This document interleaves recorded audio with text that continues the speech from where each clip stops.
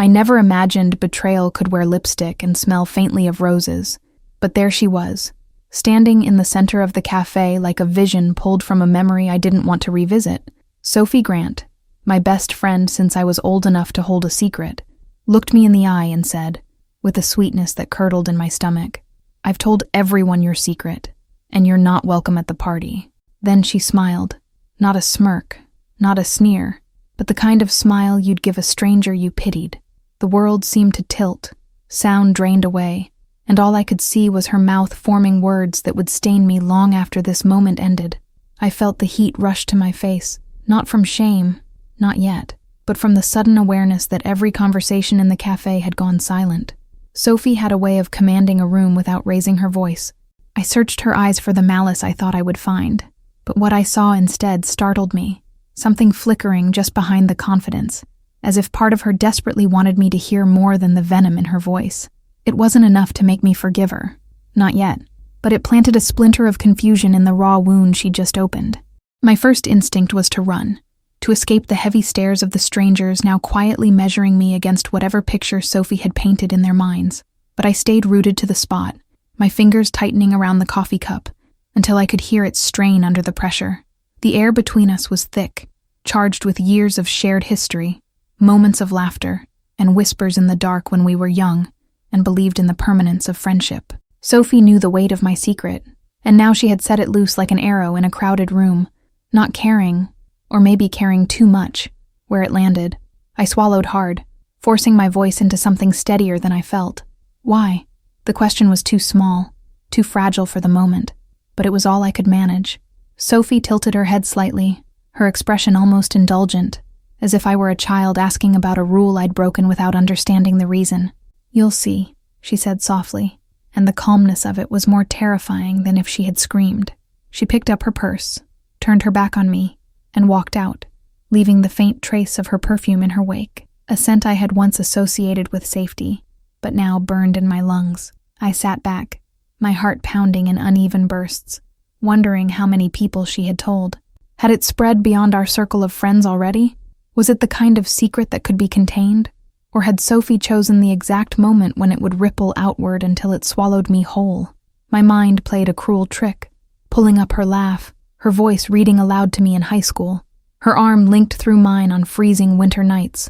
How do you reconcile the person who once defended you with the one who now wields your deepest fear as a weapon? Outside the window, life went on. Cars passed, people hurried along the sidewalk, oblivious to the little war that had just erupted inside me. I thought about the party, Sophie's party, the event she had been planning for months with her usual flair and attention to every glittering detail. It wasn't just a party, it was her stage, her kingdom for the night. And now, it was also the scene she had chosen to exile me from, ensuring my absence would be noticed, whispered about, dissected. She had not only stolen my place, she had rewritten the story, so that my absence became part of the performance. I didn't leave the cafe right away. I needed the noise of other people's lives to dull the pounding in my head.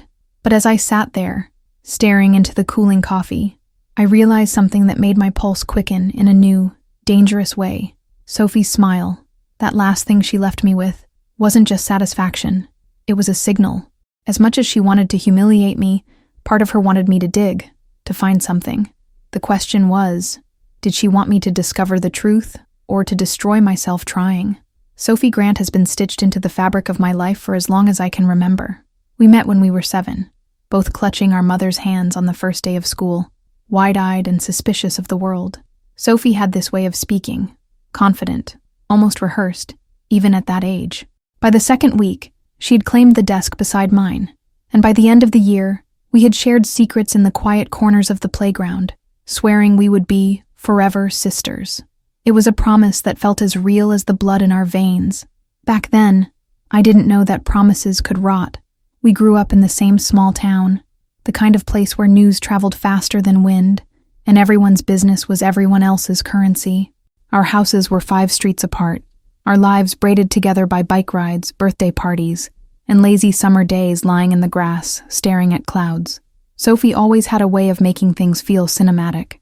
She turned every picnic into a grand feast, every trip to the corner store into an adventure. Being her friend was like living in color when everyone else saw in gray. I didn't see the shadows that sometimes flickered beneath that brightness. Looking back, the signs were there even in those early years. Sophie loved attention the way a plant loves sunlight, and she'd tilt herself toward it without hesitation.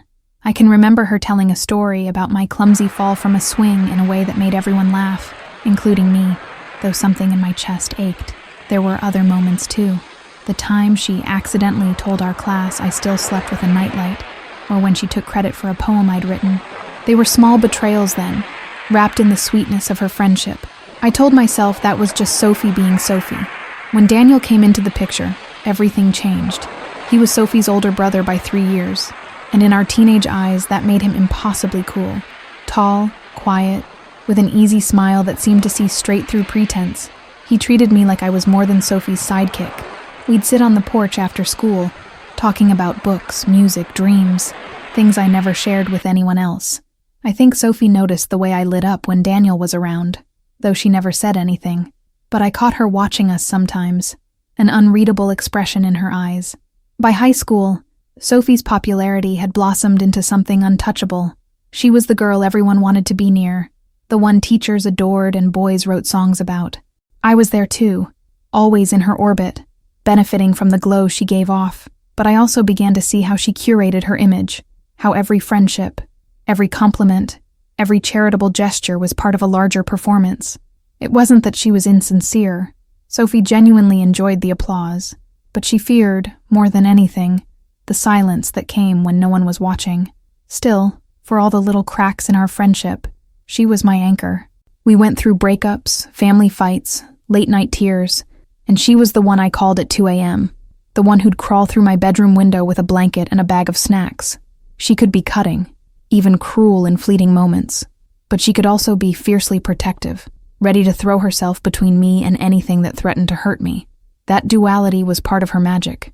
You never knew if you'd get the knife or the shield.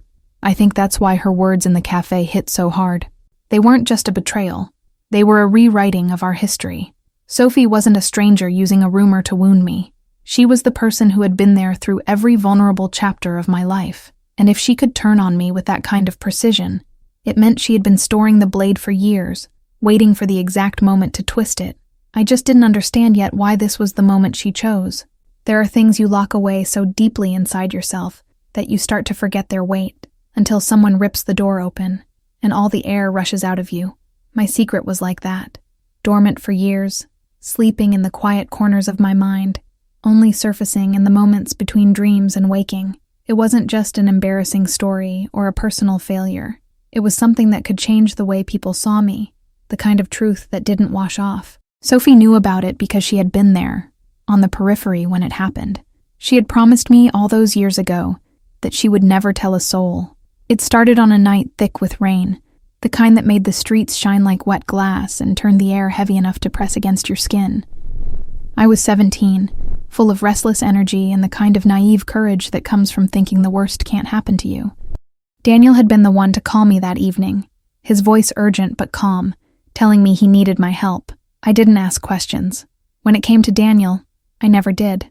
I told my mother I was sleeping at Sophie's, and within minutes I was outside, rain soaking through my jacket as I made my way to the Grants' old boathouse by the lake. When I arrived, the first thing I saw was the blood. Not much, just a dark smear along the wooden floorboards near the entrance, but enough to stop me cold. Daniel was inside, pale and breathing hard, his hand gripping a towel pressed to someone's head. I didn't recognize the boy at first, but when I did, my stomach turned. It was Chris Halford, a senior from our school, known for his temper and the fights he picked when he thought no one would tell. His eyes were half open, unfocused, a shallow cut bleeding just above his temple. Daniel's voice was low and steady, telling me it wasn't as bad as it looked, that he just needed me to keep calm. I remember kneeling beside them, the rainwater from my hair dripping onto the wooden planks, mixing with the dark streaks on the floor. Daniel explained in fragments. An argument, Chris shoving first, Daniel pushing back, the boy slipping and hitting his head on the edge of the boat's metal railing. It sounded like an accident, but I knew accidents could ruin lives in our town, especially when reputations were involved. Chris's family was powerful. Their father a local politician with a vindictive streak. If this got out, Daniel wouldn't just face consequences. He'd be marked for years. And that's where my part came in. I helped clean the blood, found an old blanket to wrap Chris in, and drove him, in Daniel's truck, to a back road where we called an anonymous tip for help. We never gave our names. By the time the paramedics arrived, we were gone. I told myself we had done the right thing, that Chris would be fine, that the lie we'd constructed was a kindness. But when I saw the bruises on Chris's arms weeks later at school, the whispers that he didn't remember much about that night, something cold settled in my chest. The only person who knew, aside from Daniel, was Sophie. She had pieced it together the next morning, when she noticed my soaked clothes and the smell of lake water in my hair. I had broken down and told her everything, swearing her to secrecy. She hadn't seemed horrified. In fact, she had seemed almost exhilarated. She told me we were bound together now by something no one else could understand. And for years, she kept that promise. Until now. That's the thing about secrets. They're never really buried. They're just waiting for someone to dig them up, to twist them into whatever shape they need. Sophie knew exactly how fragile my life could become if people believed I'd helped cover up an injury that might have been more than an accident. And I knew she had just pulled the first thread of a story that could unravel everything I'd built since that night. The part I couldn't figure out yet was why she had decided to tear it open now. The first time I saw the invitation, it wasn't in my own mailbox. It was on the counter at the coffee shop, tucked into the hands of someone I barely knew. Gold foil lettering, thick cream paper, and Sophie's name written in a script that looked like it belonged in a magazine. The Grant Gala, it said, followed by the date and the words, "All eyes will be on us." That last line felt almost pointed, like it was meant for me alone. I'd known Sophie's parties were legendary in our small town, but this one was different. This wasn't just a party. This was a stage, and she was the director. Word spread fast. People at work were talking about it in hushed tones, as though it were some exclusive royal event. It wasn't just a social gathering. It was a charity gala, tied to a fundraiser for a children's hospital in the city. Local media would be covering it, and according to Eli, even a few regional celebrities had RSVP'd. Sophie had been working on this for months, cultivating the guest list like a garden, pruning anyone who might dull the shine, and now she'd cut me out completely. Not just uninvited, exiled. I'd like to say I didn't care, that missing some glittering night full of champagne and meaningless small talk was a relief, but it wasn't. This was more than a party. It was the crown jewel of Sophie's social dominance, a night where she would control the narrative about everything, including me. If she had told my secret to everyone, then everyone would be gathered there to hear her side, cementing whatever version of the story she wanted to spin. By the time I had a chance to defend myself, the damage would be done. I saw Sophie twice in the days after our cafe encounter. Both times she acted as though nothing had happened. She was all bright laughter, air kisses, and perfectly timed compliments, a queen reigning over her court. But when her eyes met mine, just for a fraction of a second, the smile faltered. It was enough to make me wonder if she was daring me to show up, or warning me to stay far away. She knew me well enough to know that I hated public scenes. She was betting I'd keep my distance and let her version of events take root without challenge. Eli was the first person to say out loud what I'd been thinking in the quiet corners of my mind. "She's setting the stage," he told me over lunch one afternoon. "This isn't about the party. It's about control. She wants you silenced while she controls the story." His tone was cautious, as though he was still deciding whether he believed me capable of surviving this fight. "If you stay quiet, you lose. If you speak up, you have to be ready for everything to come out. All of it." I knew what all of it meant, and I wasn't sure I was ready. At night, I found myself replaying every detail of that rainy evening years ago, looking for some overlooked clue, some detail that would make my part in it seem less damning. But there wasn't one. The truth was messy, complicated, and dependent on the silence of people who might not stay quiet forever. Sophie had kept it buried for years, until she didn't.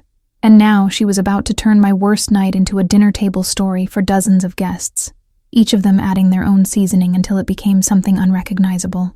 Still, there was one thing Sophie might not have accounted for. She wasn't the only one holding a secret. Helen, my mother, had always been oddly tense around the Grants, especially after that night, and every now and then, in her more unguarded moments, She would say something that hinted at debts and dangers I didn't understand. If Sophie wanted to play with the truth, she should have remembered that truth has a way of cutting both ways. I wasn't ready to crash her party yet, but I was ready to start digging. Eli Carter was one of those rare people who could disappear in a crowd without trying. Quiet, observant, the kind of man who heard more than he said. We'd met at work 2 years earlier, and over time he'd become the person I trusted with the smaller truths in my life, the ones that didn't threaten to shatter everything if they slipped out. But that week, after Sophie's public betrayal, Eli had been watching me differently. There was a weight in his eyes, like he knew something I didn't, and wasn't sure if telling me would help or hurt. We met in a dimly lit diner on the edge of town, a place where no one cared to ask questions about why you were there or who you were with. He slid into the booth opposite me, his jacket still damp from the drizzle outside. I heard something. He began without preamble, his voice low. About Sophie. About why she's really doing this. My fingers tightened around the mug of coffee. I was tired of half-truths and veiled warnings. Just tell me, I said, trying to keep my voice steady. He glanced around before leaning in, his elbows on the table. It's not just about you. This goes back years, before that night at the lake. There's something between your family and the Grants, something neither of them ever wanted in the open. I don't know all of it, but I've heard enough to think Sophie's trying to get ahead of it. If she discredits you now, people won't believe you later. His words hit like a stone thrown into a still pond, ripples of unease spreading through me. I stared at him, searching his face for any sign he was exaggerating. But Eli wasn't Sophie. He didn't deal in drama for sport. How do you know this? I asked. He hesitated before answering. My uncle used to work for the Grants. Odd jobs, repairs, things they didn't want done officially. He overheard arguments, pieces of conversations. Your mother's name came up more than once, always in the same tone, like she was someone they owed, or someone they feared. I felt my pulse quicken at the mention of my mother, the puzzle pieces shifting in ways I didn't yet understand. It was strange. Sophie had always been fiercely protective of her family's image, guarding it as if it were her own reflection. If Eli was right, her attack on me wasn't just a whim or a burst of cruelty. It was strategy. She was creating distance between us, severing any credibility I might have if I started talking. The realization was both chilling and strangely empowering. If she was that desperate to discredit me, it meant I was closer to something dangerous and valuable. Eli reached into his jacket pocket and pulled out a small, weathered notebook. This belonged to my uncle. It's not much, but there are dates, names, little notes about things he heard. Some of it's nonsense. Some of it might not be. He slid it across the table toward me. I didn't open it right away. The weight of it in my hands felt heavier than paper should. If you go down this road, he said quietly, you can't half commit. Once Sophie realizes you're digging, she'll hit harder than you think she can. I left the diner with the notebook tucked under my coat, the drizzle turning to a steady rain. For the first time in days, I felt something other than humiliation or fear. I felt direction. Sophie thought she'd pushed me into a corner, but maybe she'd just pointed me toward the one place I could push back. Whatever lay between the Grants and my mother, I was going to find it.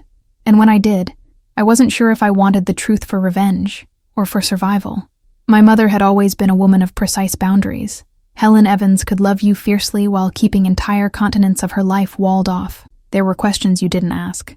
About my father, about certain dates she seemed to flinch at, about why the Grants could make her voice go sharp in an instant. But after what Eli told me, silence wasn't an option anymore. I needed to know what connected my family to Sophie's, and I had a feeling the only place to start was at the kitchen table where my mother sat each evening, sipping tea like nothing in the world could shake her. When I walked in that night, the house smelled faintly of lemon cleaner and rosemary chicken. She was in her usual spot, a book open in front of her, glasses low on her nose. You're early, she said without looking up. I didn't bother with pleasantries. What do the Grants owe you? The question landed like a stone in the middle of a still pond. She looked up slowly, her face unreadable, but her eyes betrayed the first flicker of alarm I'd seen in years. Martha. Her voice was calm, almost measured, but I knew that tone. It was the one she used when she was calculating whether the truth was worth the damage it would cause. Where is this coming from? I leaned against the counter, crossing my arms. Eli told me there's history, that they owe you, or fear you. And Sophie, she's trying to destroy me before it comes out. My words hung in the air between us, heavy and uninvited. For a long moment, the only sound was the faint ticking of the clock on the wall. Finally, she closed her book with deliberate care. Some debts aren't meant to be collected, Martha, and some truths don't belong to us alone. That cryptic answer would have sent me retreating when I was younger, but not now. I pressed harder. This isn't just about you.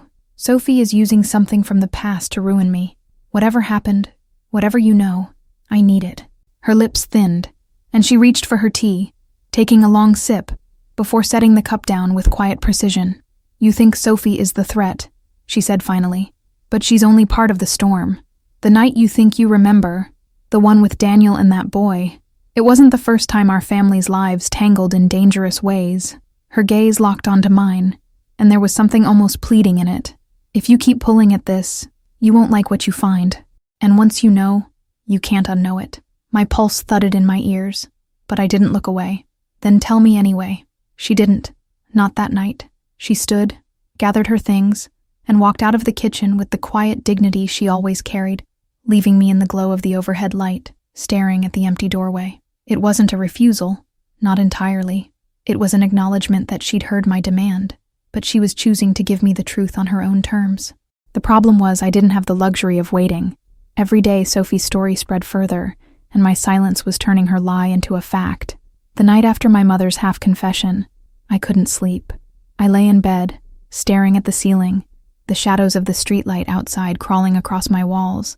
Every fragment of her words replayed in my head. Sophie's only part of the storm, and with each repetition, I felt my patience thinning. Sophie was counting on me to retreat, to bury my head in the sand while she reshaped the truth into whatever suited her. I could either let her write the ending to my story, or I could grab the pen myself. By morning, I'd made my choice. I pulled Eli's notebook from my nightstand and opened it for the first time, flipping through pages filled with cramped handwriting and cryptic notes. Dates that meant nothing to me at first. Names I recognized from town, and others I didn't. Short phrases like boat payment dispute and H.E. seen leaving. That one stopped me. H.E. Helen Evans. My mother's initials. It was dated 2 months before the night at the lake. Whatever this was, it didn't start with Daniel and Chris. I called Eli before I could talk myself out of it. I'm in, I said simply. He didn't sound surprised. Then we start where the paper trail points, he replied. That meant old town records, newspaper archives, and anyone in our parents' generation who still had a long memory and loose lips. It wouldn't be easy.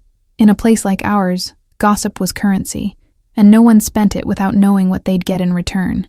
But if Sophie thought I'd be too afraid to dig, she had underestimated me. Our first stop was the county library, a building so quiet you could hear the hum of the fluorescent lights. Eli pulled property records while I scanned microfilm of old newspapers, chasing dates from the notebook. At first, nothing fit together, just snippets of unrelated events. But then I found it, a brief article about a boating accident involving a young man named Peter Halford, 15 years ago. No charges filed, no official cause given. Witnesses declined to comment. The Halford name twisted in my gut. Chris Halford's older brother. Eli leaned over my shoulder as I read it again. This isn't a coincidence, he murmured. And it wasn't. The accident had happened on the same lake where Daniel and I had been with Chris years later. The Grants' names weren't mentioned in the article, but there was a quote from a family friend offering condolences, a woman whose initials matched Sophie's mother's. My mind began to map the connections, the threads stretching from that night years before I was even old enough to drive, all the way to the one Sophie was using to destroy me now. By the time we left the library, I was vibrating with a strange mix of dread and clarity. Whatever happened to Peter Halford had bound the Grants, the Halfords, and my mother together in some quiet, unspoken agreement. And if that agreement was fragile enough that Sophie felt the need to silence me now, then I was standing on fault lines I hadn't even known existed. I wasn't sure what would happen when they shifted, only that they would. Back home, I stood in my kitchen, staring out at the rain beginning to fall. Sophie's party was less than a week away. I didn't know exactly how I'd confront her, but I knew I couldn't wait for my mother to hand me the truth. I'd have to take it. And if Sophie wanted a war, I was ready to bring it to her doorstep. The attic in our house was a place I'd avoided for years. It wasn't fear so much as a sense that it belonged to a version of my mother I'd never met, the one who existed before me, before the life I knew. But after the library, I couldn't ignore the feeling that the answers were closer than she wanted me to believe. That night, while she was at her book club, I climbed the narrow stairs with a flashlight and a pounding heart, the wooden steps groaning under my weight. The air was stale, heavy with dust, and the faint scent of cedar. My beam of light caught old trunks, boxes stacked high, and a mirror draped with a yellowed sheet. I moved slowly, prying open the first box I found. Nothing but brittle photo albums and holiday cards. The second held a jumble of clothes from decades ago, still holding the ghost of her perfume. I almost gave up, but then I noticed a flat, rectangular box shoved far into a corner, hidden beneath an old quilt. It was locked, but the clasp had rusted enough to break with a hard pull. Inside was a bundle of letters tied together with frayed blue ribbon, their edges curled and stained with time. My hands shook as I untied them. The first was dated the summer of the boating accident, written in my mother's neat, slanted handwriting. The addressee, Margaret Grant, Sophie's mother. My eyes moved over the first lines, and with every word, the walls of my understanding shifted. They spoke in careful phrases, as though aware someone else might one day read them. My mother wrote about the boy, never naming Peter, and about the night as something that must be carried between them in silence. She mentioned debts, promises, and ensuring that no one on either side speaks again. Then there was one sentence that stopped me cold. If it comes out, we both lose our daughters. I sat back, my breath shallow. This wasn't just about protecting themselves. It was about protecting Sophie and me. I read through the rest, the tone changing over the years from tense cooperation to something like mutual distrust. My mother accused Margaret of letting the girl grow careless, and Margaret warned that your daughter doesn't know how close she's skating to the same edge. The last letter, only 2 years old, ended with, "If Martha finds out, I can't protect her, and neither can you." I didn't know whether to feel betrayed, afraid, or both. All I knew was that Sophie had to know some of this, and was using it like a weapon. By the time I placed the letters back into the box, my hands were stiff with cold. I tucked it under my arm and carried it down to my room, hiding it beneath my bed. For the first time since Sophie's announcement at the cafe, I felt like I had something solid, something that could shift the balance. But I also knew that having proof didn't mean I understood the whole truth. That was still locked in the parts my mother had never told me. Lying in bed that night, the letters replayed in my mind in my mother's voice, every word weighted with caution. I realized that whatever happened between our families wasn't a clean, isolated event. It was a wound that had never closed, festering just beneath the surface of small-town smiles and polite greetings. And I had just pulled back the bandage. Seeing Sophie in public after uncovering the letters was like watching a storm hiding behind a sunlit sky. She moved through the town square with that practiced ease, the same smile that had crushed me in the cafe plastered perfectly on her face. People waved and laughed as though she had done nothing wrong, and for a moment I envied them. They didn't know what I knew.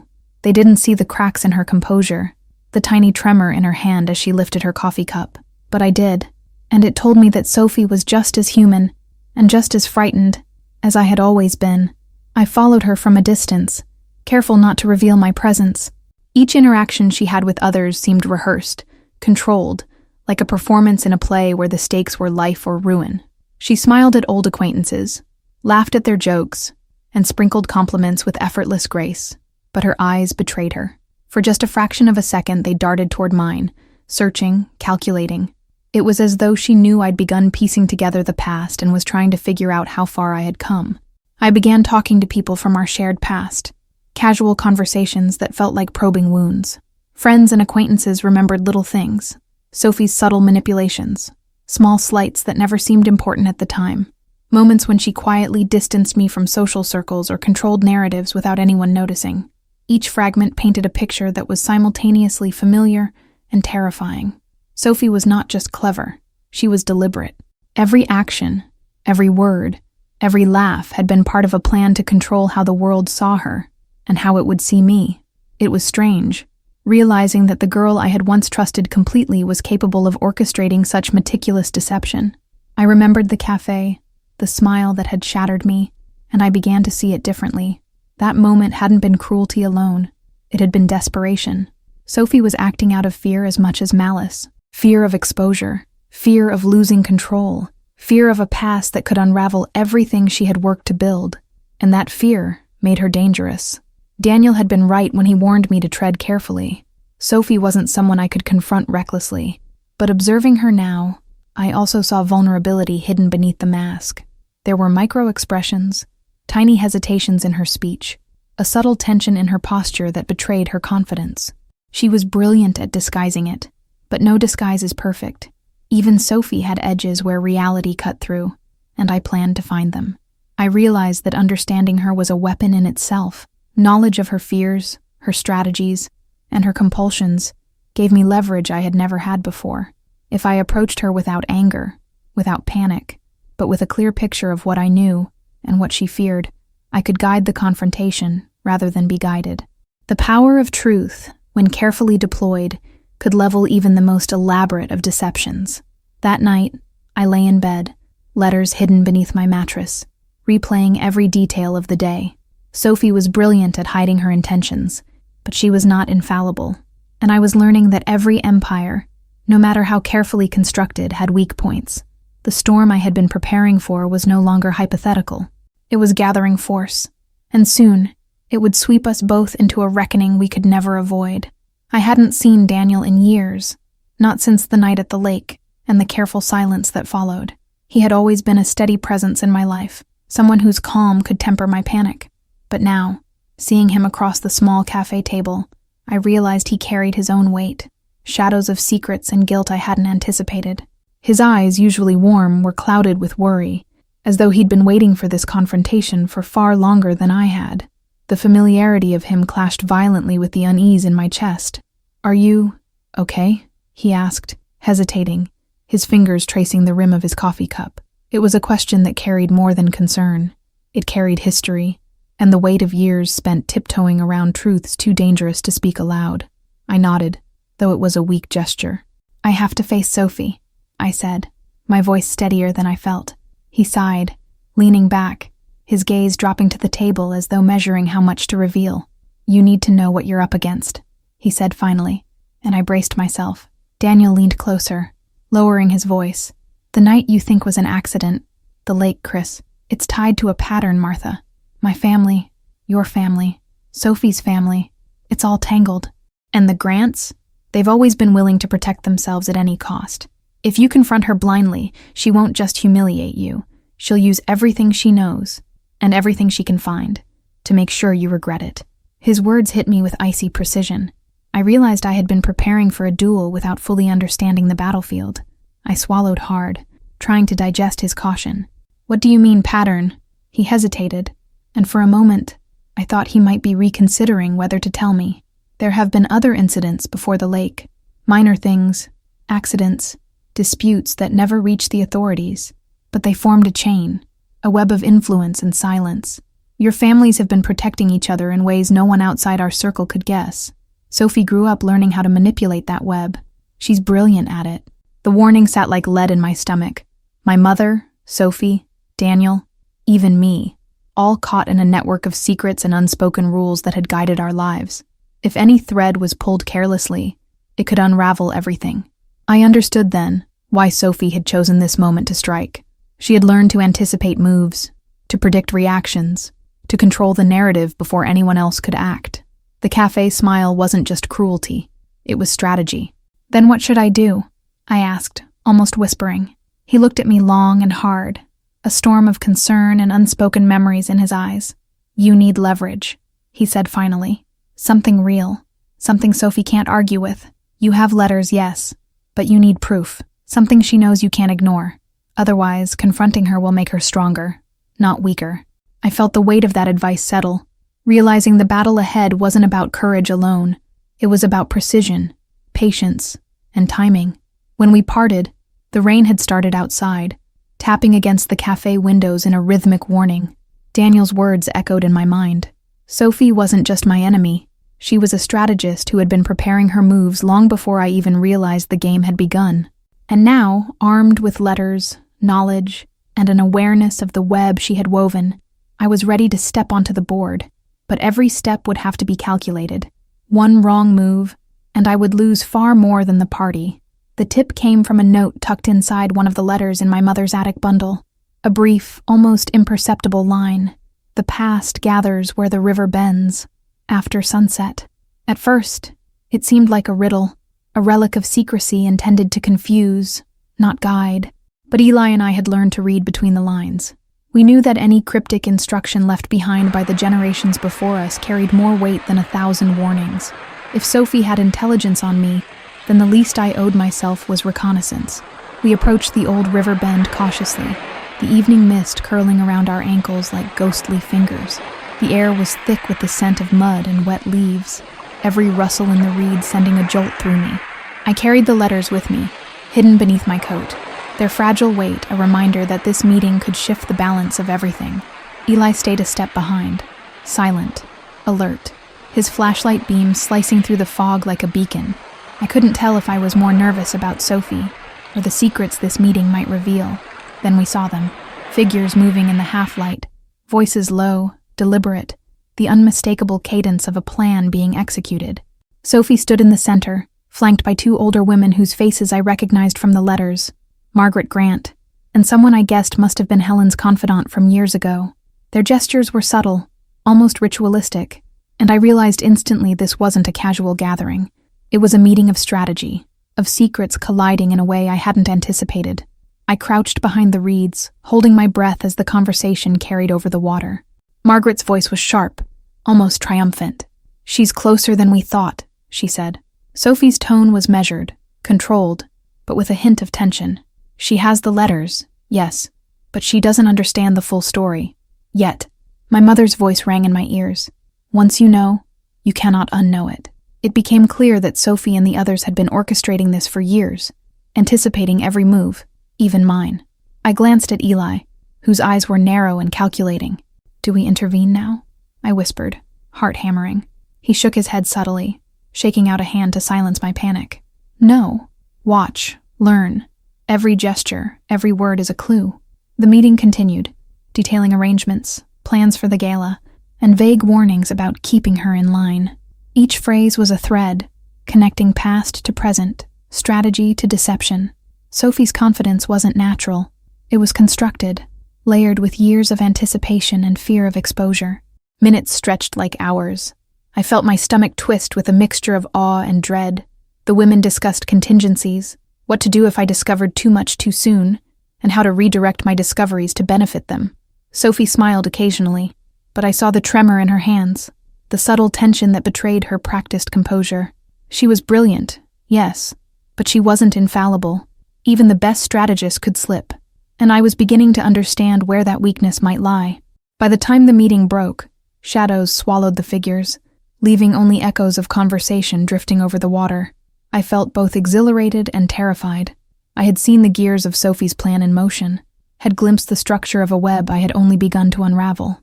The stakes were higher than ever, but for the first time I also saw openings, threads I could pull, truths I could expose. And when I returned to the car, Eli's voice was steady but grave. "Tomorrow, we start the counterplay. Be ready." The morning after the river meeting, I woke with a pulse of determination I hadn't felt since the letters had first revealed themselves. Every step Sophie had taken, every whispered plan and hidden strategy, was now visible to me. I had learned where her confidence came from, and where it faltered. The counterplay wasn't just about exposing her. It was about reclaiming control, about stepping out of the shadow she had cast over my life for years. I would be deliberate, patient, and precise. Eli and I spread the letters across my desk, lining them up with microfilm notes and old town records. Each name, date, and cryptic phrase became a node in a map I was drawing in my mind. Sophie had underestimated me, relying on her memory of my fear and my instinct to avoid confrontation. She hadn't accounted for the letters, the truths buried for decades, or the knowledge that her own mother's warnings had revealed. The past has a way of pushing forward, no matter how carefully it's hidden. Our plan began with observation and subtle disruption. I contacted old acquaintances, people who had been witnesses to the past and kept quiet because they feared the Grants. I didn't reveal my intentions outright. Instead, I asked questions with casual curiosity, letting them speak, letting them remember. Small cracks began to appear, the quiet murmurs of doubt, a hesitation in someone's gaze. Every detail, no matter how minor, became a tool in the game. I also tested Sophie's reactions in public. engaging her in casual encounters where I let slip details she shouldn't have known I could connect. The micro-expressions were satisfying, brief twitches of alarm, the tightening of her jaw, the practiced smile that almost faltered. She was intelligent, but she had to rely on others to execute the web of control she had built. And now, I was quietly unraveling it, thread by thread, while she thought her strategy was untouchable. The letters were our greatest leverage. We began drafting a sequence of questions and challenges, each one designed to illuminate a hidden truth without directly accusing her. We would confront Sophie publicly, yes, but with evidence she could not deny, facts that would bind her in front of witnesses. I realized that fear and strategy could be as powerful as exposure. We weren't rushing into confrontation blindly. We were orchestrating a precise counterattack. I spent hours rehearsing my responses, imagining every scenario in which Sophie could twist words or turn allies against me. The thought of facing her, the smile that had haunted me for weeks, was still terrifying. But terror was no longer paralysis. It had become focus, a sharpening of instincts, honed over years of silence and humiliation. Every memory of betrayal, every sleepless night, fueled the meticulous planning. I wasn't just reclaiming my dignity, I was rewriting the rules of engagement. By nightfall, Eli and I were ready. The pieces were arranged, the map of connections complete, the threads of Sophie's strategy visible and vulnerable. Tomorrow, the first act of the counterplay would unfold, and as I lay awake that night, the letters tucked safely under my pillow, I felt a strange mixture of exhilaration and fear. Sophie had underestimated me for years. Tomorrow, she would see how dangerously wrong she had been. The night before the gala, the house felt smaller, as if the walls themselves were holding their breath. I paced the living room, the letters spread out like a battlefield map before me, each one a reminder of secrets long buried and the power they now held.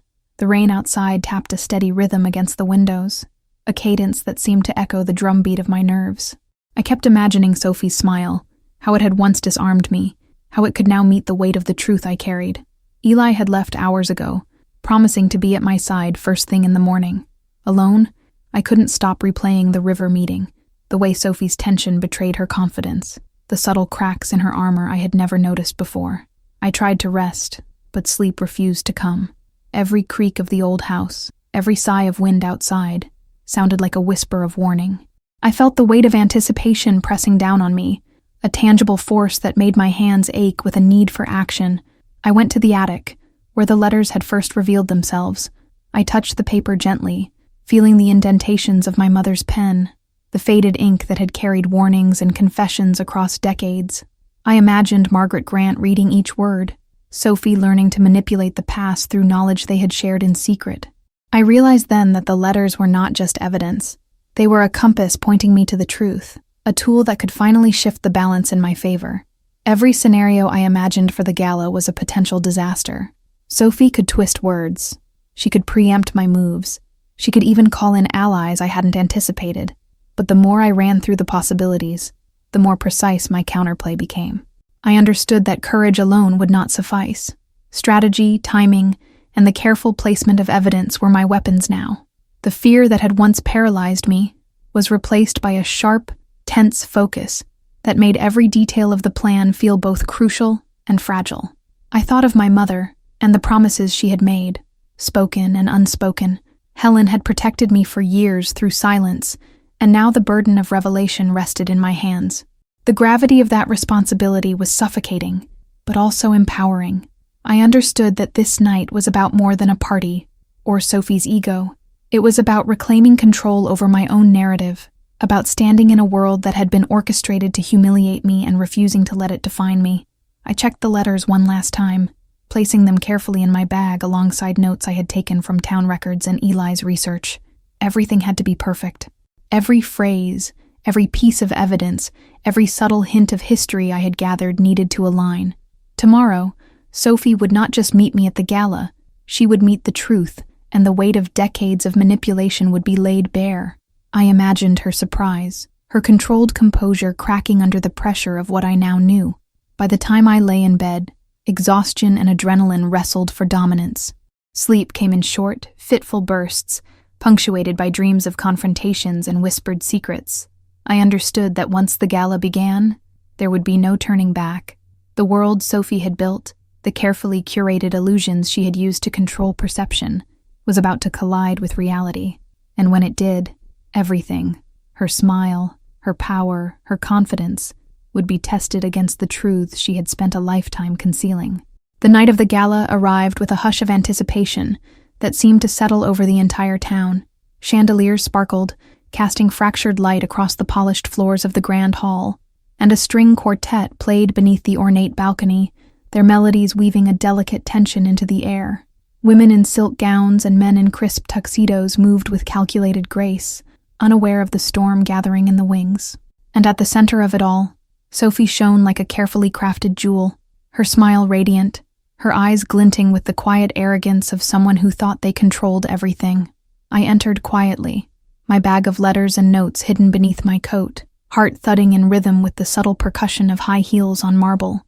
Each step toward the ballroom felt heavier, weighted by years of humiliation and fear finally transforming into resolve. Faces turned as I passed, murmurs rising like a current around me, but I kept my gaze fixed on Sophie. She hadn't noticed yet, or she was pretending not to.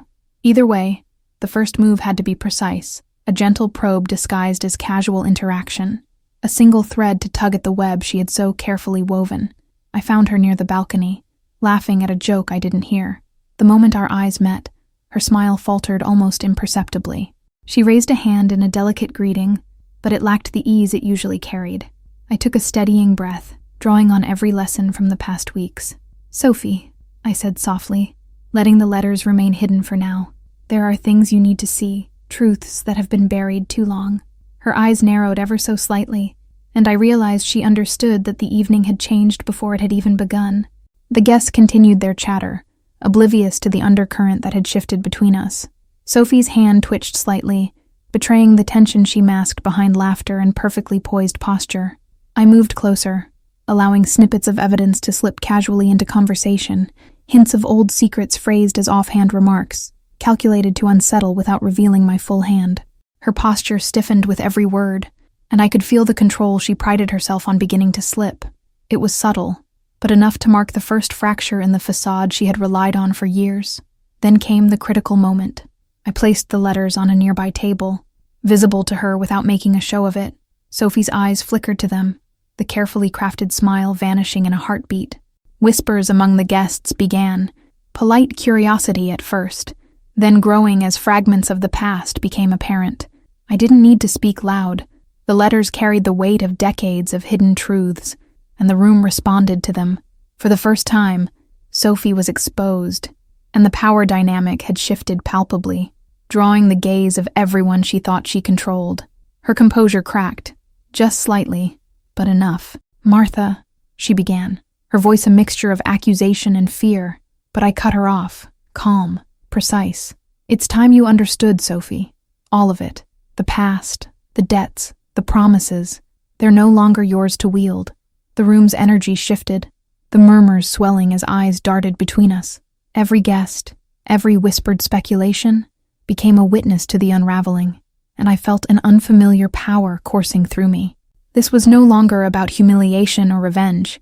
It was about reclaiming truth and agency that had been denied for years. By the time the quartet finished their final piece, the gala had transformed. What was meant to be a display of Sophie's social dominance had become a revelation, a careful exposure of a lifetime of manipulations and concealed histories. She stood frozen, her eyes searching mine, realizing too late that every move she had anticipated had been anticipated in return. And in that charged silence, I understood the depth of what had just occurred.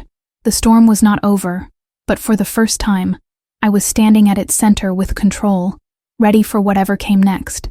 The gala ended not with laughter, but with whispers that seemed to linger like smoke in the grand hall. Sophie had disappeared from the center of attention, retreating to a corner where no one dared follow. The letters had done their work, exposing secrets, unraveling lies, and leaving the carefully constructed facade of her life trembling. Guests spoke in hushed tones, some shocked, some vindicated, but none fully understanding the depth of what had been revealed. For the first time, the past that had controlled so many lives was visible, tangible, undeniable. I found Eli waiting outside, leaning against the car with a cigarette I didn't care to watch him smoke. His eyes met mine, calm but intense. "You did it," he said simply. I nodded, exhausted and elated all at once. But the thrill of victory was fleeting, because even in triumph, I knew the real reckoning wasn't over. Secrets have a way of shifting from one life to another, and the echoes of Sophie's manipulations would reverberate far beyond this night. I had won the moment, but the war of truth would continue to shape the lives around us. The shock on Sophie's face haunted me as I stepped away from the crowd, her composure completely gone, replaced by something raw, fear, confusion, and a hint of desperation. For years, she had weaponized the past to dominate me, to control perception, to isolate me from friends and allies. But now, stripped of her illusions, she was just another human, flawed and fragile. I realized then that my triumph was not just about exposing her, but about seeing her as she truly was, a girl who had learned to hide behind smiles, like I had once hidden behind fear. Returning home, I placed the letters back in their box, feeling the weight of them settle onto the floorboards as if they belonged there. My mother's warning echoed in my mind. Once you know, you cannot unknow it. I had known, and now I had acted. I wasn't the same Martha who had felt betrayed in the cafe weeks ago. The humiliation, the fear, the endless questioning of trust, all of it had forged a clarity and strength I didn't anticipate. The past had been revealed, and with it, I had reclaimed my life. Then came the twist, subtle, almost imperceptible but undeniable. The letters contained one name I had never connected, one signature that didn't belong to Margaret or Helen, Daniel's father. The man who had warned me, who had seemed so distant yet involved in small ways, had been part of the hidden network all along. My mind reeled as I pieced together his indirect influence on events, his subtle guidance shaping not just me, but the entire chain of secrets. The realization hit hard. The web was larger than I ever imagined, and some manipulations had been orchestrated for reasons I was only beginning to understand. I stared at the ceiling that night, the storm outside echoing the storm in my mind. Sophie's downfall, the letters, Eli's guidance, my mother's warnings, all of it had led to this point, yet the web still extended beyond my reach. I felt awe and fear at the intricate dance of truth and deception, realizing that life is rarely neat, and even the most carefully planned actions ripple unpredictably. And yet, amidst the chaos, I felt a quiet triumph. I had confronted fear, reclaimed my voice, and stood in the eye of the storm, unbroken. The next morning, I opened the blinds to a world washed clean by rain. Sunlight glinted off the wet streets, reflecting the possibilities ahead. Sophie would survive. The web she built wouldn't vanish overnight, but I had begun to unravel it, thread by thread. I felt the first surge of relief in weeks, tempered by vigilance. As I stepped outside, letters and memories tucked securely under my coat, I understood one irrevocable truth. The past shapes us, secrets bind us, but courage, clarity, and truth give us the power to redefine everything. And with that, I walked forward, ready for whatever the next chapter of life demanded.